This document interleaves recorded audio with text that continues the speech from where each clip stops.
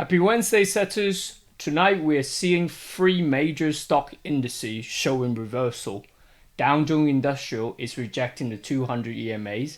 S&P 500, Nasdaq both showing a high test bar, which is very significant.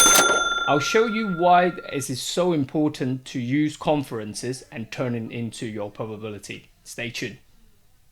Okay, I'm gonna start off with the S&P 500. Let me move my pen away. You can see daily now is forming a high test bar. It is now already 10 o'clock, so it is a confirmed high test bar here. Rejecting level as well, so quite significant. Multiple interaction. But people know me, I don't just trade one chart.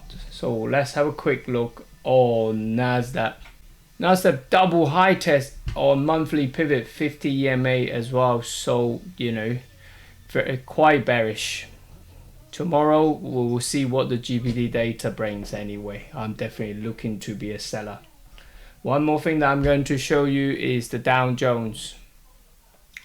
Dow Jones Industrial also rejecting top channel and 200 EMA as well. So three indices, you can see three of them are forming reversals, so use that into your advantage.